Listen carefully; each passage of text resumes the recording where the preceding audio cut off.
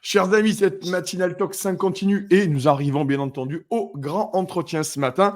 Et j'ai pensé à appeler bien entendu Florent Lys Machabert pour nous parler en fait de la situation économique de la France parce elle est quand même pas super gelée cette situation économique.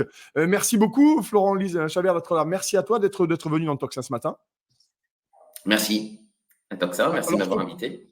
ben, c'est normal parce on aime bien avoir quand même des économistes et des gens qui portent un regard un peu plus saillant, saignant sur l'économie de la France, sachant tout de même qu'il y a quand même de plus en plus d'économistes maintenant qui commencent à rentrer dans Bruno Le Maire. Hein. Je veux dire, l'économie de cours, c'est terminé parce que vu que la France va au crash, aujourd'hui, on voit bien qu'il y a ça. Donc, je vais te présenter quand même, tu es économiste libéral-conservateur. D'ailleurs, j'ai envie de savoir ce que ça veut dire libéral-conservateur, agrégé de sciences sociales et tu es directeur aussi fondateur de Samari et compagnie. Merci en tout cas d'être là ce matin. N'hésitez pas à partager, vous le savez, dans le grand entretien, une voix discordante des économistes. Florent, économiste libéral conservateur, comment tu le définis? Parce que moi, c'est vrai que je me dis comment je dois définir cet étrange animal que j'ai devant moi ce matin. Alors, libéral-conservateur, c'est en fait parce qu'on a un problème avec les mots. On entend beaucoup parler d'ultralibéralisme, de néolibéralisme. Les Américains parlent plutôt de libertarien. Et en France, quand on dit libertaire, on est quand même plutôt associé à la gauche. Hein, il faut bien le dire. Michel Onfray, par exemple, se définit comme un libertaire, parfois un libéral libertaire. Donc, le libéral conservateur, c'est finalement le libéral de droite. Mais en fait, une grande figure du libéralisme comme Frédéric Bastiat au XIXe siècle était un député des Landes qui siégeait à gauche. Donc, en fait, le libéralisme, par nature, à la fois, il se méfie de l'État et puis, ça peut être aussi son meilleur allié. Il dit que l'État doit être présent, très présent, et qu'il est même irremplaçable dans un certain nombre de domaines, la justice, la police, l'armée, tout ça, pas de problème. Ouais. Par contre, lorsqu'il s'agit de déborder sur tout un tas d'autres domaines, je ne sais plus combien on a de ministres aujourd'hui, M. Macron, dans le gouvernement Attal, nous avait promis un gouvernement resserré. Alors moi, j'étais content, mais vous vous souvenez, l'annonce du gouvernement s'est faite en 2 temps. Il y a eu d'abord courant janvier, et puis ensuite, on a eu le deuxième morceau. Et alors là, les effectifs ont complètement doublé ou triplé. Je crois qu'on est aujourd'hui à 40 ou 50 ministres, secrétaires d'État et compagnie. Donc ça c'est pas libéral. Et donc, conservateur, c'est pour indiquer qu'on est ensuite attaché. En fait, normalement, c'est un pléonasme, hein, un libéral et conservateur. Le problème, c'est que le mot libéral, lorsqu'il est pris par les Américains, liberal aux États-Unis, en fait, c'est les démocrates, c'est les socialistes, c'est les sociodémocrates, c'est ceux qui veulent que l'État soit de plus en plus gros. Donc voilà, c'est pour essayer de clarifier un petit peu les choses. Et puis, voilà, l'attachement à la famille, l'attachement à ce qu'on appelle les droits naturels, ça c'est inscrit dans le libéralisme, qui n'est pas du tout une doctrine politique, ni économique, hein, c'est une philosophie du droit. Voilà, c'est une branche de la logique et qui dit simplement que l'individu n'est pas soumis à la puissance de quelque souverain que ce soit, sinon le souverain qu'est le peuple. Donc il y a aussi la notion de souverainisme hein, dans le libéralisme et le conservatisme. Oui. Mais est-ce que tu ne dirais pas aussi, Florence, c'est une idée que j'ai, et peut-être que tu ne partages pas, et on est là pour en discuter, finalement, la définition est intéressante. Est-ce que finalement aussi l'État aujourd'hui qui véritablement prend en charge tout ce qu'on est, hein, là c'est maintenant les carnières dans les bagnoles, enfin c'est tout, enfin, il y a une volonté, ce qu'on va dire en public, ce qu'on va dire en privé, considéré comme des injures non publiques, enfin on est chez les dingos. J'ai envie de savoir avec toi si est-ce que ces gens-là, ils ont mis l'État, ce que j'appelle la caste, a-t-elle mis l'État au service de ce qu'on peut appeler le néolibéralisme ou qu'on sort ou le marché? Est-ce que l'État ne peut pas avoir un pouvoir beaucoup plus régulé en laissant quand même les entrepreneurs notamment travailler eux-mêmes, pouvoir essayer de créer, puisque tu le dis, c'est quand même fait partie du génie national. Je reprends l'interview que tu as faite pour nos confrères de Valeurs Actuelles. Bien sûr, le problème, en fait, c'est qu'à partir du moment où on commence à donner un petit bout de pouvoir à l'État, le grand sujet, le seul sujet finalement, c'est comment on régule ce que le philosophe Hobbes appelle le Léviathan. Comment on régule cette bête qui finit, on l'a vu au XXe siècle, par envoyer tout le monde dans des camps, par finalement devenir totalitaire. Le risque toujours du développement et du déploiement de l'État nounou, de l'État obèse, de ce qu'on appelle gentiment l'État-providence, j'en dirai un mot tout à l'heure, c'est le grand risque, ce sont les libertés. Et on l'a vu pendant la période Covid, on l'a vu à partir finalement du début des années 2000, à partir du Patriot Act aux États-Unis et des attentats du 11 septembre. Pour votre sécurité, dormez braves gens, on s'occupe de tout et petit à petit, on rogne, l'État rogne toutes nos libertés. Il faut savoir qu'une liberté qui est prise par l'État, elle n'est jamais totalement rendue. Elle est rendue par bribes. Ouais, On voit bien qu'on est... Voilà, nous ne sommes plus confinés comme en mars 2020, bien sûr, ouais. mais est-ce que notre niveau général de liberté individuelle, fondamentale, publique, n'a pas considérablement réduit comme peau de chagrin depuis 2020? Je pense que la réponse est positive. Oui, elle est très largement positive et puis ils s'arrêtent jamais ces gens-là, hein. Ils ne s'arrêtent absolument jamais, ils continuent, bien entendu. On va parler économie, Florent, merci d'être là ce matin avec nous dans le grand entretien pour Toxin Média. Tu le dis une nouvelle fois, je reprends, hein, c'est l'interview que tu as adressée à nos confrères de Valeurs Actuelles, hein, dans le numéro du 13 mars. Concrètement, tu le dis, les voyants sont dans le rouge. Même moi qui ne suis pas économiste, je me dis vraiment au pif, que franchement, la France va au crash concrètement. Dette, inflation, un point de vue général, et ensuite on rentrera dans le détail de vraiment. Là, aujourd'hui, toi, en tant qu'économiste, tu te dis, on va où est-ce que tu sais d'ailleurs où on va, à part dans le mur? Est-ce qu'on va éviter le mur, quoi? Alors, le problème, c'est pas tellement le mur, j'ai envie de dire, parce que là, c'est sûr qu'avec des voyants comme ça, on y va. C'est à quelle échéance on va y aller. Il y a un signe qui ne trompe pas, c'est que même Bruno Le Maire commence à s'inquiéter. Il nous fait un livre pour nous dire ce qu'il faudrait faire s'il n'avait pas été ministre de l'économie depuis 7 ans. On a envie de lui dire, mais parle-en ministre de l'économie, je pense que ça peut l'intéresser. Tout ça est délirant. Et c'est marrant, je me permets, Florent, je me permets dans le canard enchaîné de mercredi, effectivement, Emmanuel Macron dit exactement la même chose que toi. Il dit Tout à fait. effectivement avec un brin de sarcasme, je relis, hein, il dit il devrait en parler à celui qui est ministre de l'économie et des finances depuis 7 ans. Même Macron C'est le ça. dit en privé, et ça a été rapporté dans le canard enchaîné ce mercredi. Oui. Alors, en fait, d'abord pour répondre à ta question, effectivement, si on reprend quelques indicateurs, tout ça est très négatif. Regardez le cirque qui a été fait sur les prévisions de croissance pour 2024. Ça fait plusieurs mois maintenant que l'OCDE, qui regroupe une petite quarantaine de pays développés, industrialisés, enfin qui nous ressemblent pour l'essentiel, nous dit la France va faire 0,6% de croissance, c'est tout petit, hein, pour 2024. Le budget 2024 a d'abord été construit par Bruno Le Maire et par Bercy. Il y a quand même des gens intelligents autour de Bruno Le Maire pour le conseiller, sur une prévision de croissance de 1,4, donc plus du double. Donc vous comprenez bien que quand on prépare un budget avec 1,4% de croissance, c'est pas la même musique qu'avec 0,6. C'est pour ça que, s'apercevant qu'en réalité, c'est plutôt l'OCDE, c'est plutôt maintenant la Banque de France qui dit ce sera 0,8 ou 0,9 pour 2024, c'est en s'apercevant de tous ces éléments-là, plus, à mon avis, des alertes qui commencent à se multiplier du côté des agences de notation, Ouais. qui, à mon avis, j'ai évidemment pas les informations, mais commencent à alerter Bercy sur la difficulté progressive que la France va avoir à se financer sur les marchés financiers, parce que c'est ça concrètement. À partir du moment où on est en déficit, à partir du moment où, bien qu'on soit les champions du monde de la pression fiscale, 46% de notre PIB, de notre richesse nationale, part en prélèvement obligatoire, en cotisation sociale, en impôts et en taxes. Eh bien, malgré ça, on est en déficit. Le déficit de l'année 2023, j'arrondis, on n'est que quelques milliards près, c'est 180 milliards d'euros. Donc, pour 2024, il faut emprunter ces 180 milliards d'euros pour couvrir le déficit de l'année d'avant, plus la partie de la dette qui va arriver à échéance en 2024, ben ça fait 300 milliards d'euros tous les ans. 300 milliards d'euros tous les ans, avec des taux qui, ça n'a échappé à personne, ceux qui ont voulu acheter un bien immobilier ou faire un crédit à la consommation récemment, les taux sont fortement montés à cause de l'inflation depuis juillet 2022, eh bien, à la sortie, ça nous fait une charge d'intérêt de la dette, c'est-à-dire uniquement le remboursement des intérêts, qui tous les ans pèse, allez, pour l'instant, on est à 50 milliards d'euros, 60 milliards d'euros, mais évidemment que comme on empile de la dette sur la dette, on sait qu'à horizon 2027, pour la sortie de mandat, j'espère que ce sera pas une sortie de route, de Macron, eh bien, en fait, on sera facilement, allez, 80 milliards d'euros si on est optimiste, 90 milliards d'euros. C'est une fois et demie le budget de l'éducation nationale qui part tous les ans, pour que les Français se rendent compte, qui part tous les ans en remboursement des intérêts de la dette. La dette, en tant que telle, on la roule, on ne la rembourse jamais. Ouais, donc ça, c'est un indicateur. Oui, on continue. Je voulais en parler dessus parce que tu abordes les intérêts de la dette, mais il y a aussi ce scandale des OATI.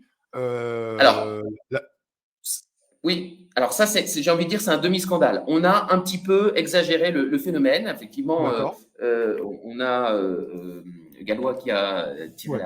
la sonnette d'alarme, plus d'autres. Donc, j'ai été regardé de très près. Donc, effectivement, ça a occasionné un surcoût sur la période où l'inflation sur laquelle ces obligations étaient Mm. indexées, eh bien, ont flambé. Ça, c'est vrai. Mais en réalité, ça a occasionné des économies sur la période où l'inflation était plus faible. Donc, il faut quand même comparer les deux. Et puis surtout, quand on projette pour l'année qui vient, ça va dépendre de l'inflation. Si on a une inflation qui reste à peu près alignée sur le taux d'intérêt, donc allez, si tout ça reste à peu près autour de 3%, en réalité, il n'y aura pas de surcoût. Mais si Mm. effectivement, à nouveau, et c'est un risque, et c'est vrai que le gouvernement n'aurait pas dû nous exposer à ce énième risque, Mm. si effectivement l'inflation dérape à nouveau, alors là, effectivement, on aura un service de la dette indexé sur l'inflation qui va exploser. Alors, est-ce que l'inflation, où est-ce qu'on en est? Aujourd'hui, on est à 3%, donc effectivement, à force de remonter les taux d'intérêt, comme des fous, les banquiers centraux ont réussi à juguler l'inflation à l'origine desquels ils sont. Je veux quand même le Mm. dire, hein. La cause de l'inflation, c'est pas la guerre en Ukraine, c'est pas je sais pas quoi, c'est pas Poutine, c'est pas je ne sais qui, c'est la planche à billets qui a été mise en place pour d'abord résoudre la crise des subprimes 2008-2010, qui Ouais. a d'ailleurs Mm. dégénéré Mm. en crise de la dette de l'euro. Hein. On se rappelle que Merkel ne voulait pas forcément que les Grecs restent dans l'Union européenne. Hein. Il faut quand même se souvenir de Oui. ça. C'était en 2010, 2011, 2012, donc tout ça est très vieux. Et puis, la planche à billets a évidemment continué dramatiquement, dans des proportions inouïes, hein, pendant le Covid. Depuis 2020, juste 2 chiffres, Ouais. l'endettement de la France, c'est 700 milliards de plus. Moi, j'ai envie de dire, pas de problème si ça permet de créer plus de 700 milliards de PIB, comme on dit, de croissance en face. En face, on a créé 300 milliards d'euros. Donc, quand on s'endette de 700 milliards pour créer en face 300 Mm. milliards, bon ben, on a perdu 400 milliards dans la vue. Voilà, Mm. c'est ça la réalité. C'est là qu'on peut dire que, comme je le dis dans l'heure actuelle, le moteur est cassé. C'est-à-dire qu'à partir du moment où la dette devient improductive, moi, j'ai pas de problème avec la dette. Ça dépend ce qu'on en fait. Et quand c'est Mm. pour payer des dépenses de fonctionnement, quand c'est pour rembourser des intérêts de la dette, quand c'est pour payer des fonctionnaires ou des Ouais. retraites, il y a un problème. Hein. Voilà. Bah, C'est c'est très clair. comme n'importe quel ménage, cher Florent, qui Bien va sûr. s'endetter, qui va prendre un crédit conso à 8% de TEG pour juste acheter à Bien sûr. bouffer. Donc là, Bien sûr. manifestement, ils sont en train de se noyer, quoi. Parce que c'est ça. Voilà. Le problème, c'est que depuis les années 70, on est dans ce. Pourquoi je dis les années 70? Parce que 1973, c'est le dernier budget que l'Assemblée nationale a Ouais. voté à l'équilibre. C'était un tout petit excédent, mais c'était quand même positif. Depuis cette période-là, de façon évidente, hein, tout ça est transparent, vous allez sur l'INSEE, vous allez où vous voulez, eh bien, on voit que le déficit ne cesse de courir. Pourquoi? Parce que toutes les recettes, à chaque fois qu'il y a une crise, on fait toujours la même chose. Et je vais reprendre ta comparaison du crédit à la consommation. C'est Ouais. comme si quand on est dans le rouge, quand on est à découvert, c'est comme si le banquier nous appelait pour nous dire alors, monsieur Vidal ou monsieur Machabert, bon, vous êtes dans le rouge, ben, vous allez bien dépenser un petit peu plus quand même. C'est exactement ça qu'on fait. Ouais. On pense que la dépense supplémentaire va relancer quoi que ce soit, mais c'est exactement Ouais. la même chose. Donc, Mm.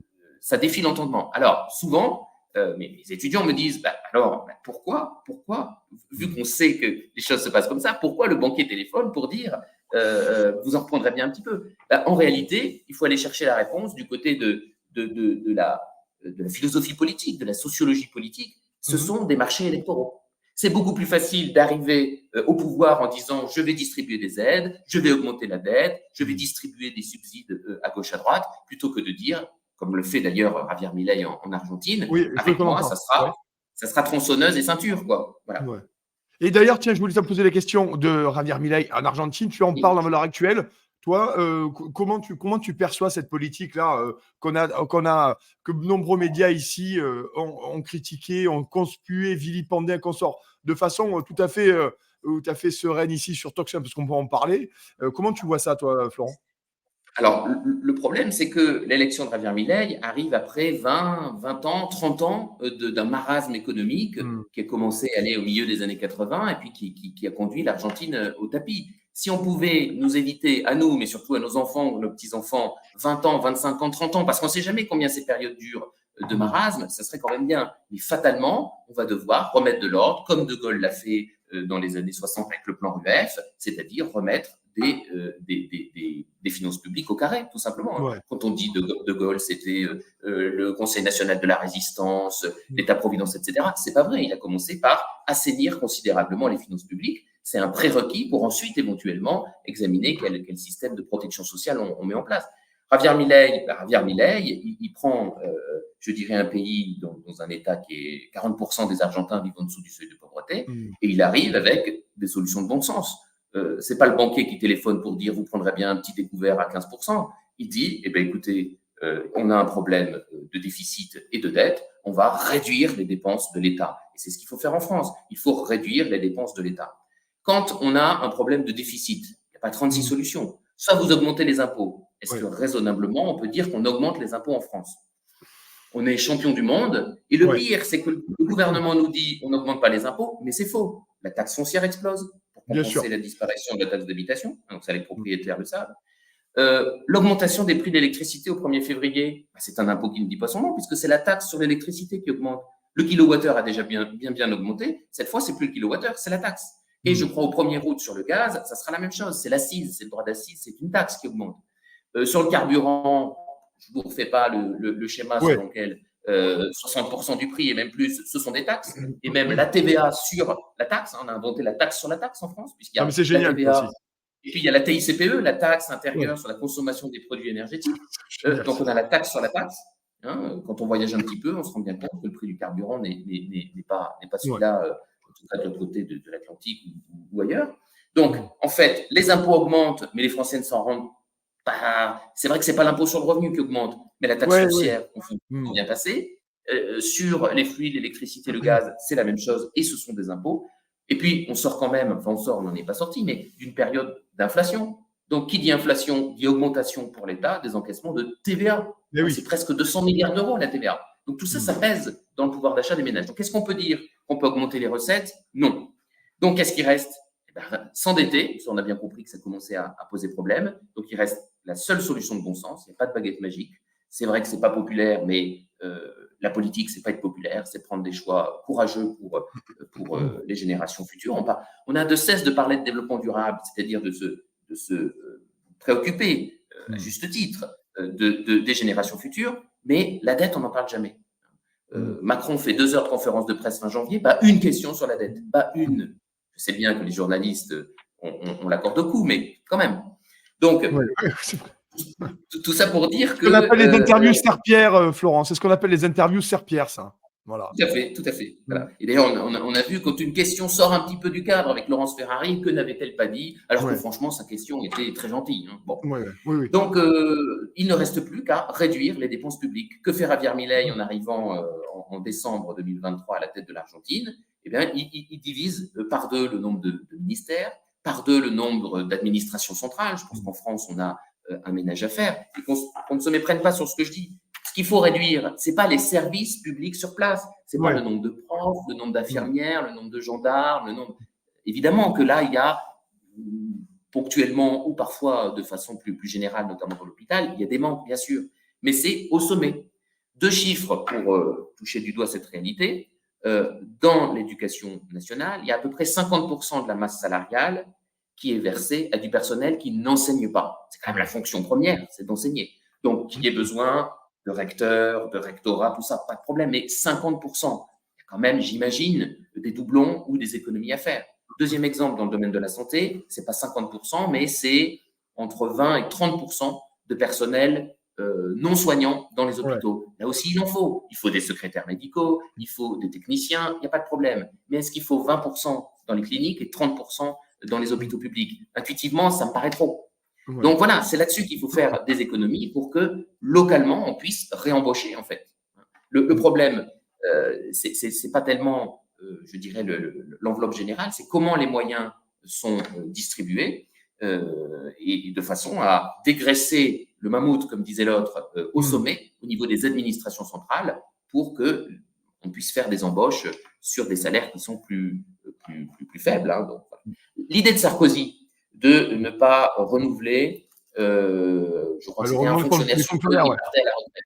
Voilà. Ça c'est effectivement une piste. Moi, je pense qu'il faut même aller à 100%, c'est-à-dire tout fonctionnaire qui part à la retraite, n'est pas remplacé lorsqu'il occupait une fonction dans ces administrations centrales, on va dire de bureau, c'est pas péjoratif, mais de bureau, de façon à libérer de la masse salariale pour des embauches locales. Parce qu'effectivement, on est dans une situation où on est champion du monde des impôts et où en face, les Français se plaignent de la qualité des services publics.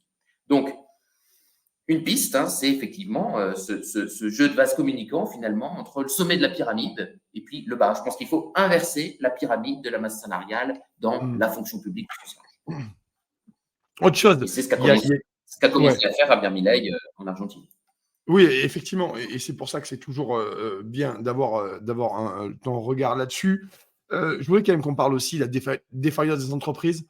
Mais c'est une folie, en fait. Oui. Nicolas Meillan le disait, Toiti le dit aussi, mais Meillan le disait Oui. sur le compte CNews. C'est 480 entreprises qui ferment par mois. Ça fait plus de 4000 entreprises par an. Et on ne sait pas, peut-être en 2025, ça sera 6000 ou 6500 par an. Mais ils sont en train de détruire littéralement le tissu entrepreneurial. Mais à un moment donné, ils en ont conscience, ces gens-là. Ils en ont conscience. Ils le savent que le tort qui est fait à la France est vraiment, c'est un saccage. Je le dis souvent, c'est un bain de sang social, même professionnel.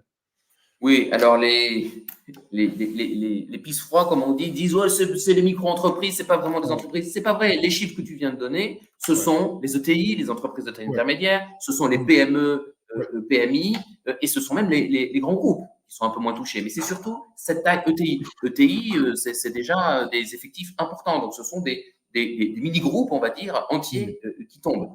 En fait, selon la taille d'entreprise, on est revenu à un niveau de faillite d'entreprise qui est celui de 2017 pour certaines tailles d'entreprise et en fait de 2010 pour d'autres. 2010, c'est la crise des subprimes, c'est la précédente grande crise financière. Donc, on en est effectivement à ces niveaux-là. Moi, ce qui m'inquiète, c'est deux choses. La première, c'est que ces faillites d'entreprise, et donc derrière la hausse du chômage, ont précédé la récession. La récession, c'est lorsque pendant 2 trimestres consécutifs, le PIB du pays recule. L'Allemagne y est depuis des mois. Ça, pour le coup, c'est les absurdes sanctions économiques contre la Russie qui en font en grande partie la cause. La France, alors l'INSEE, là aussi, a essayé de maquiller. Elle a donné les chiffres au 3e trimestre et au 4e trimestre du PIB, puis elle a corrigé. Bon, bref, rien n'y fait. La France est bel et bien en récession depuis le dernier trimestre 2023. Et en fait, ce qui est bizarre, c'est que le chômage augmente à cause de ces faillites d'entreprises depuis juin 2023. Ça veut dire que le chômage a précédé la récession. En général, c'est l'inverse, c'est la récession qui provoque du chômage. Ça, c'est un indicateur qu'effectivement, les choses la récession qui nous attend pourrait être profonde. De toute façon, si la France et l'Allemagne sont en récession, l'Allemagne s'est fait, la France c'est en cours, c'est toute la zone euro qui va basculer en récession. Il ne faut pas se faire d'illusions. La vraie question, c'est que va faire en fait le prix du pétrole. Personne n'en parle, on se dit, on s'est habitué, 2 € le carburant, etc. Bon. En fait, pendant presque toute la deuxième moitié de l'année 2023, le prix du Brent ou le prix du WTI, les deux références du pétrole américain en mer du Nord, était toujours au-dessus de 80 $, 78, 80, 81, 79, etc. Sans jamais dépasser le seuil de 80 qui, dans beaucoup d'analyses psychologiques, est vraiment un seuil psychologique, justement, un seuil important.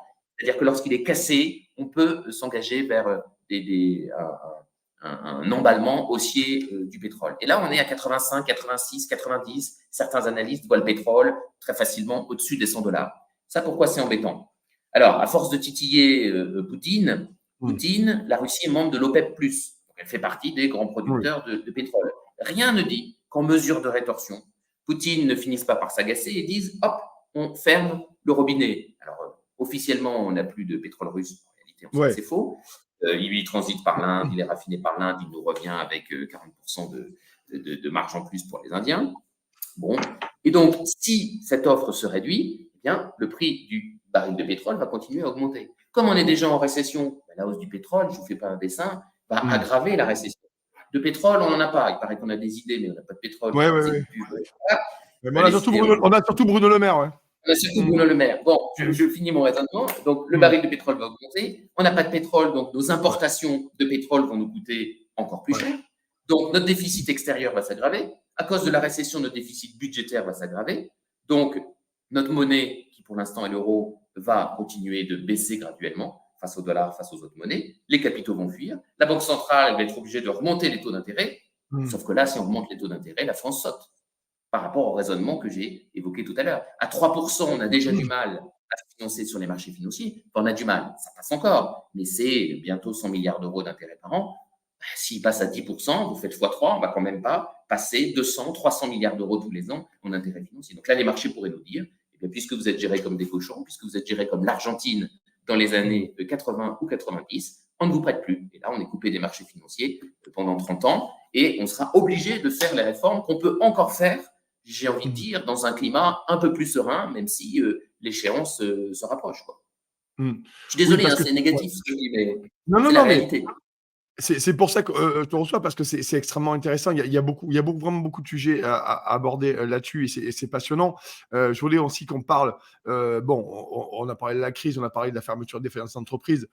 On voit aussi que les pistes notamment, il faut savoir que sur la hausse des impôts, il y a un combat au sein de la majorité présidentielle aujourd'hui. Il y en a une partie qui veulent continuer à augmenter les impôts. Tu as dit effectivement qu'ils aient étalé et que ça paraissait moins violent aux Français, mais la réalité, c'est qu'ils en prennent plein la mouille pour pas grand-chose, ils continuent. Bon, là-dessus. Mais il y a aussi la question que j'ai envie de te poser également par rapport à ce qu'on dit, c'est est-ce que la note de la France, notamment de Fitch et Moody's qui arrivera en avril, et Standard & Poor's plus tard, finalement, est-ce que ça peut être un moment, pour le coup, cette fois-ci, beaucoup plus important que ça l'a été les années dernières, Florent, ou pas, cette note? Parce qu'on sait que Bercy est en train de claquer des nuquettes, hein. Même l'Élysée, d'ailleurs. Oui. Même l'Élysée. Hein. Alors, on sait que l'année dernière, l'accélération sur la réforme des retraites, qu'on se souvienne, hein, la Ouais. France était quand même à feu et à sang sur cette réformette des Mm. retraites qui n'a rien changé en réalité. Eh bien, c'était précisément pour rassurer les marchés financiers et montrer que la Ouais. France menait une réforme structurelle. Voilà. Donc, on avait évité pour une agence de notation la dégradation, mais pour Fitch, on avait quand même perdu la note à débaisser. Donc, bien Ouais. sûr, on est en permanence avec cette épée de Damoclès. Bercy a des informations que je n'ai pas, mais à mon avis, le téléphone chauffe pour Oui. effectivement Oui. Oui. engager. Voilà, on voit, hier, on a eu une annonce sur les APL. On sait qu'une énième réforme de l'assurance chômage est en cours, mais en fait, à aucun moment, on remet le système à plat. Le Ouais. premier budget, le premier budget public, c'est notre système de protection sociale. C'est 850 milliards d'euros par an. Je n'y vois pas d'inconvénient. Je dis juste que le PIB de la France, c'est 2% du PIB mondial à peu près, et que nos dépenses sociales, c'est 9% du total mondial. Mm. Il y a quand même une disproportion. Moi, je veux Mm. bien qu'on ait 2% de dépenses sociales, mais 9%, ça paraît quand même excessif. Donc, je pense qu'il y a, voilà, comment on finance la retraite demain quand on a un taux de natalité qui s'effondre et de plus en plus de seniors. Comment les Français voient leur assurance maladie demain. La première chose qu'on nous donne quand on est maintenant, c'est un numéro de sécurité sociale Ouais. avec des visées. Maintenant, on veut fusionner. Tu as vu les dernières déclarations d'Attal, il veut fusionner Ouais. la carte d'identité et la Oui. carte vitale, comme si c'était un projet, alors soi-disant pour les fraudes, bon, soit, mais Ouais. on voit bien que derrière, on est plutôt dans un objectif type crédit social chinois qu'autre chose. Hein. C'est pas ça qui va faire des économies. Non, non. Et le problème, c'est que, je terminerai là-dessus, c'est que Oui. les montants d'économies annoncés par Bruno Le Maire, 10 milliards d'euros, puis on commence à lire 20 milliards pour l'année Oui, mais puis prochaine, et maintenant, c'est puis 50 voilà. milliards par la Cour des comptes. Voilà. Ouais. Oui, et puis en fait, malheureusement, c'est terrible ce que je dis, mais on est très loin du compte. On parle de 300 milliards d'euros par an qu'on doit aller chercher sur les marchés. Donc malheureusement, donner 2 stabilos de moins au ministère de l'Intérieur et puis quelques copies doubles en moins à l'Éducation nationale, ça ne va pas faire nos 300 milliards. Donc je sais que ce sont des montants qui paraissent importants, mais en Ouais. réalité, on est loin du compte. Et c'est pour ça que, malheureusement, l'image de la tronçonneuse de Javier Milei, c'est pour montrer que les efforts qui doivent être faits en termes de réduction des dépenses publiques, eh bien, doivent être faits à la tronçonneuse. Mais en fait, c'est pas très simple. Est-ce qu'on a besoin d'un système de santé autant suradministré? Est-ce qu'on a besoin pour l'éducation nationale qu'il soit autant centralisé rue de Grenelle?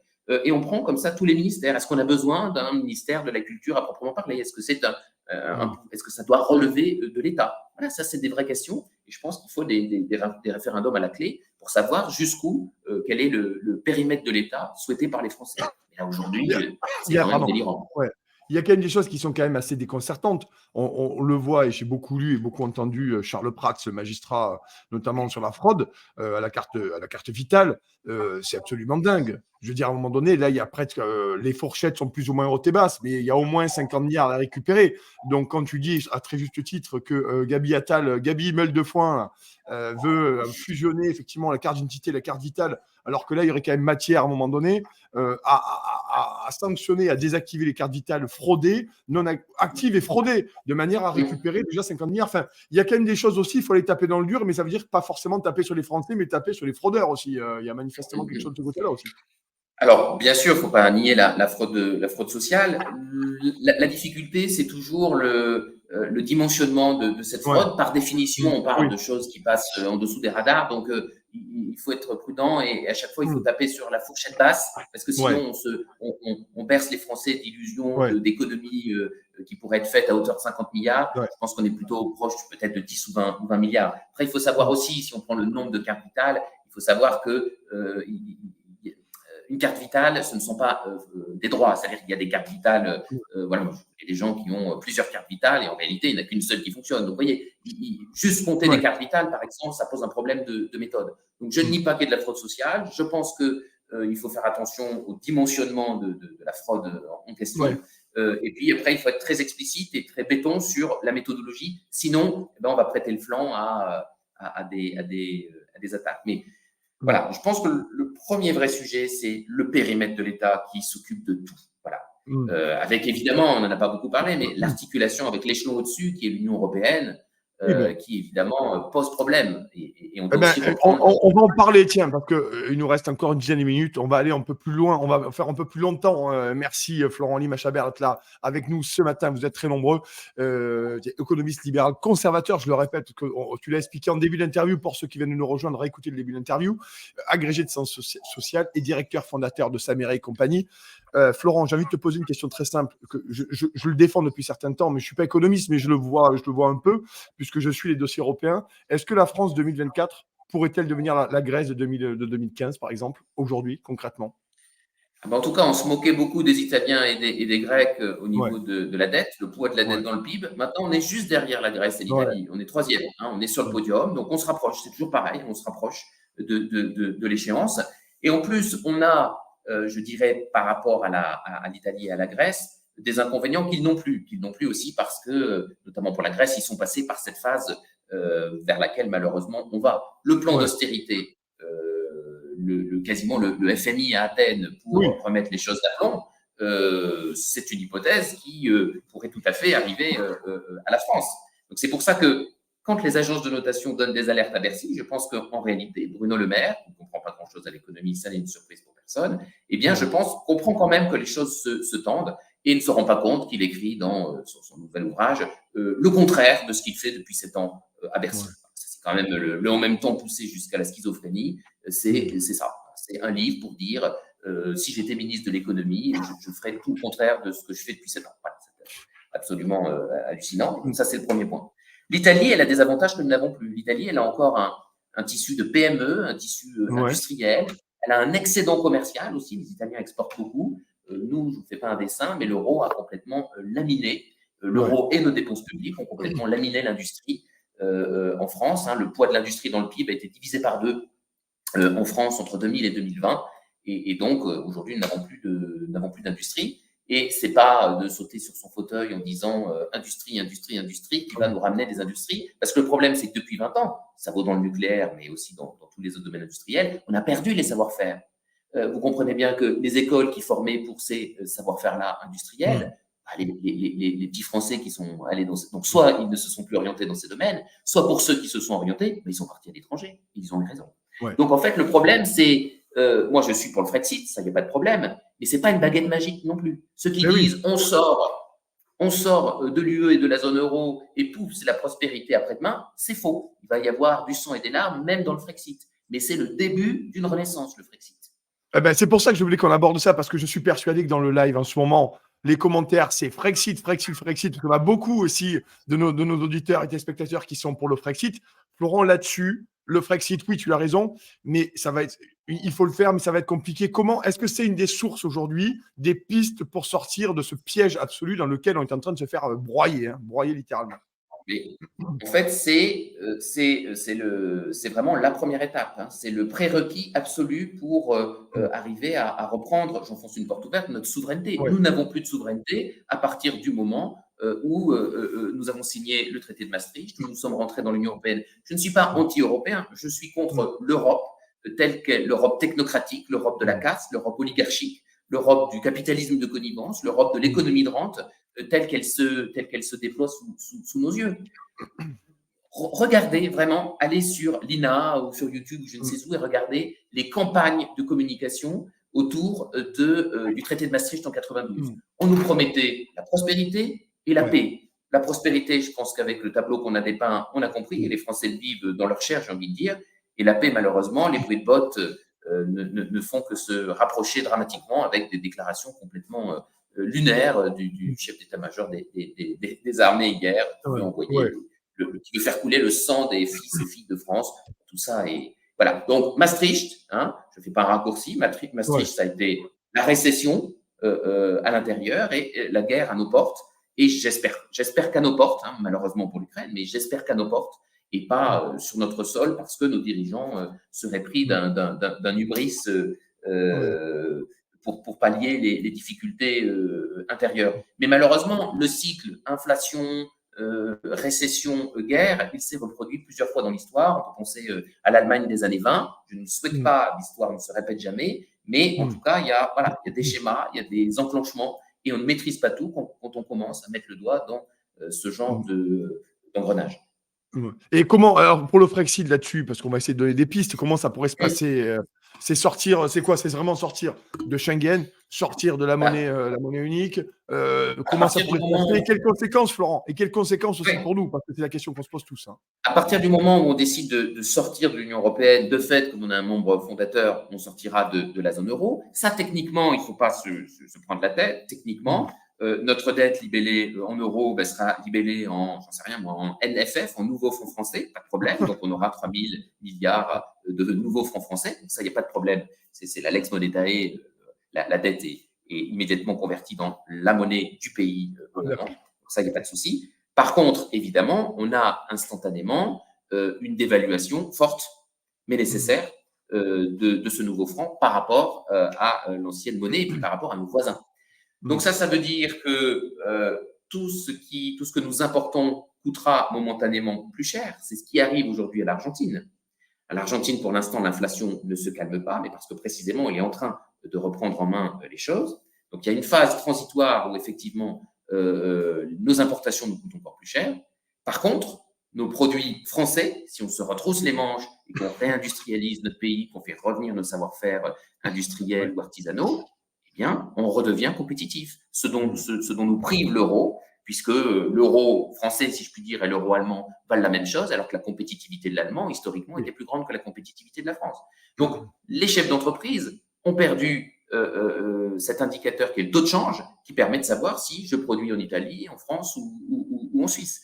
Donc, avec ce retour à une nouvelle monnaie, eh bien, on retrouve cette marge de manœuvre, on retrouve ce taux de change flexible ou flottant, et on redonne de la compétitivité. Il faut accompagner ça, d'une baisse drastique de tous les coûts du travail. Ça, c'est très clair, puisque que ce soit les 35 heures d'un côté ou le montant des charges patronales, et donc derrière le débat que j'évoquais tout à l'heure de la protection sociale, à un moment, il faut aussi mettre les pieds dans le plat à ce niveau-là. Donc oui, il y a des moments difficiles parce qu'il y a cette dévaluation, mais si vous voulez, c'est inévitable, quoi. C'est un mal pour un bien. Voilà. Il y a cette question aussi que tu abordes de façon très intéressante aussi dans Valeurs Actuelles, dans cette interview que je vous recommande de lire, bien entendu, chez nos confrères de Valeurs Actuelles.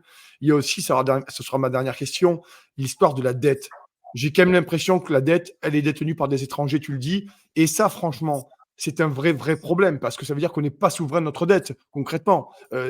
Comment elle est constituée rapidement, la dette, et quel est le risque, à un moment donné, d'avoir une dette qui est détenue par des fonds étrangers? Est-ce qu'ils ne peuvent pas nous faire du chantage et nous mettre le flingue sur la tempe? Parce que c'est ça la question qu'on se pose, hein.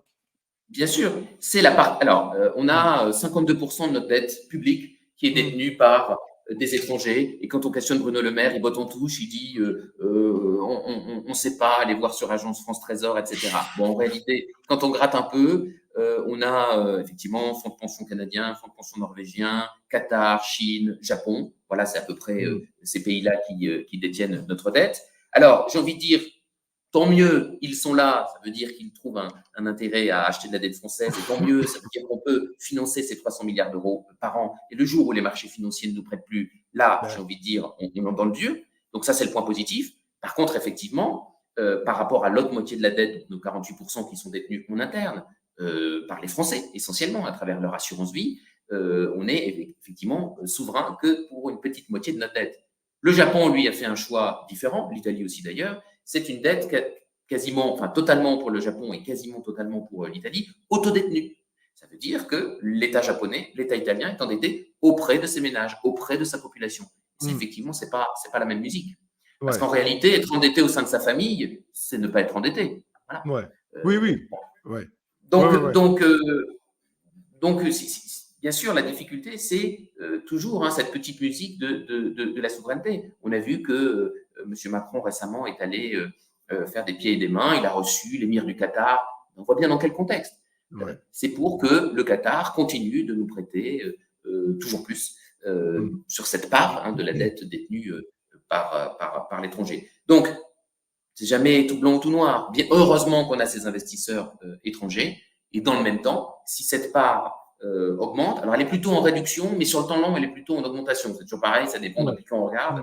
Globalement, elle est plutôt en augmentation sur le temps long. Et effectivement, c'est un nouveau recul de souveraineté.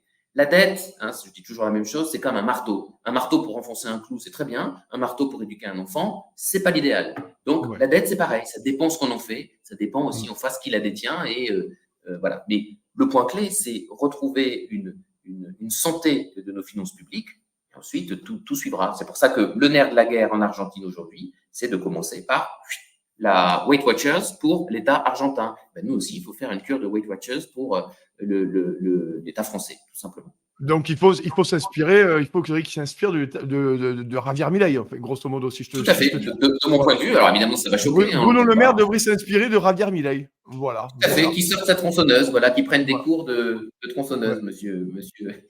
Bon, en tout cas, le message va être passé sur notre cher ministre de l'économie, du renflement brun, de la dette dilatée. Merci en tout cas, Florent Lys, Machabert, d'être venu ce matin sur Toxin pour ce grand entretien, très grand entretien ce matin, économiste, agrégé de sciences sociales et directeur fondateur de Samari et compagnie. Merci Florent, on te souhaite une excellente journée, un excellent week-end.